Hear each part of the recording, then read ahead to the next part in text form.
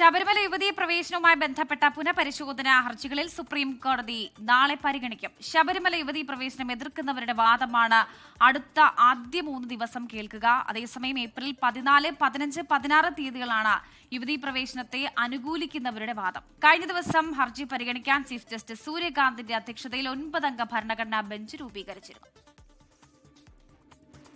അർജുൻ പീതാംബരൻ വിവരങ്ങൾ നൽകാനായി ചേരുന്നുണ്ട്. അർജുൻ, ഈ സുപ്രീം കോടതിയിൽ കൃത്യമായ നിലപാട് പറയാതെയായിരുന്നു സംസ്ഥാന സർക്കാരിന്റെ സത്യവാങ്മൂലം. ഇപ്പോൾ യുവതീ പ്രവേശനത്തെ എതിർക്കുന്നവരുടെ വാദമാണ് ആദ്യഘട്ടത്തിൽ നടക്കുക. കൂടുതൽ വിവരങ്ങൾ അതെങ്ങനെയാണ്?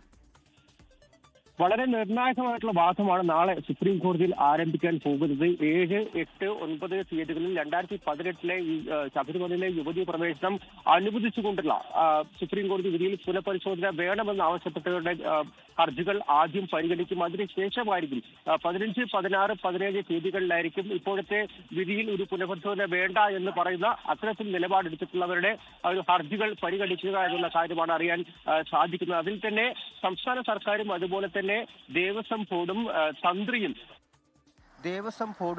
തന്ത്രിയും വ്യത്യസ്തമായിട്ടുള്ള നിലപാടുകൾ ഇപ്പോഴെന്തായാലും സുപ്രീം കോടതിയിൽ ഇതിനോടകം തന്നെ അറിയിച്ചിട്ടുണ്ട്. അതിൽ തന്നെ ഇപ്പോഴത്തെ വിധി അത് പുനഃപരിശോധിക്കണം എന്നുള്ളൊരു ആവശ്യം തന്നെയാണ് തന്ത്രി കണ്ഠരര് രാജീവരും അതുപോലെ തന്നെ തിരുവിതാംകൂർ ദേവസ്വം ബോർഡും സുപ്രീം കോടതിയിൽ സത്യവാങ്മൂലം നൽകിയിട്ടുള്ളപ്പോൾ അറിയിച്ചിരിക്കുന്നത്. അതേസമയം ഇതിലൊരു പുനഃപരിശോധന വേണമോ എന്നുള്ള കാര്യം, അതായത് ഈ യുവതീ പ്രവേശനത്തെ സംബന്ധിച്ചിട്ടുള്ള കാര്യത്തിൽ കോടതി ഒരു നിലപാടെടുക്കുന്നതിന് മുൻപ് തന്നെ മത പണ്ഡിതന്മാരുടെയും അതുപോലെ തന്നെ സാമൂഹിക പരിഷ്കർത്താക്കളുടെയും ഒരു കമ്മിറ്റി രൂപീകരിച്ച് അവരുടെ അഭിപ്രായം തേടിയ ശേഷം കോടതി അതിലൊരു നിലപാടെടുത്താൽ മതി എന്നുള്ളൊരു തീരുമാനമാണ് സംസ്ഥാന സർക്കാർ എന്തായാലും കോടതിയിൽ ഒരു സത്യവാങ്മൂലമായി അറിയിച്ചിരിക്കുന്നത്. തിരഞ്ഞെടുപ്പ് അടുക്കം 9-ാം തീയതി തിരഞ്ഞെടുപ്പ് നടക്കുകയാണ്. ഈ ഒരു ഘട്ടത്തിൽ വളരെ നിർണായകമാണ്. പ്രത്യേകിച്ചും വാദം ആരംഭിക്കുന്ന ഘട്ടത്തിൽ സംസ്ഥാന സർക്കാർ കൃത്യമായിട്ടുള്ള നിലപാട് കോടതി അറിയിക്കേണ്ടി വരും. അത് ഏത് തരത്തിലായിരിക്കും തുടങ്ങിയിട്ടുള്ള കാര്യങ്ങളൊക്കെ വലിയ തോതിൽ ഒരു ചോദ്യചിഹ്നമായി നിൽക്കുന്ന സമയത്ത് സംസ്ഥാന സർക്കാരിനെയും അതുപോലെ തന്നെ ഇടതുപക്ഷത്തെയും സംബന്ധിച്ച് വളരെ നിർണായകമാണ്. അതുപോലെ തന്നെ ഇതിലൊരു സുപ്രീം കോടതിയിൽ ഒരു പുനഃപരിശോധന ഉണ്ടാകുമോ,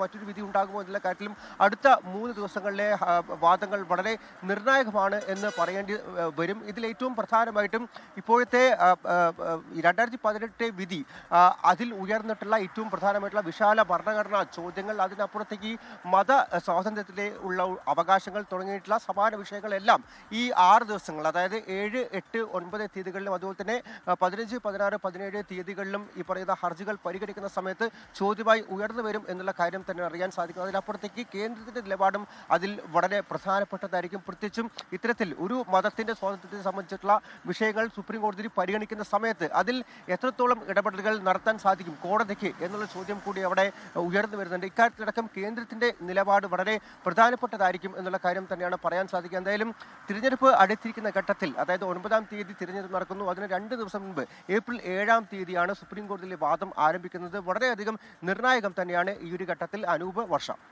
തീർച്ചയായും എന്തായാലും വാദം തുടങ്ങുന്ന സമയത്ത് സംസ്ഥാന സർക്കാരിന് കൃത്യമായ നിലപാട് എന്താണ് എന്നുള്ളത് കോടതി അറിയിക്കേണ്ടി വരും. ഇനി ഇതുമായി ബന്ധപ്പെട്ട് കേന്ദ്രത്തിന്റെ നിലപാട് എന്തായിരിക്കും എന്നുള്ളത് നിർണായകമായിരിക്കും.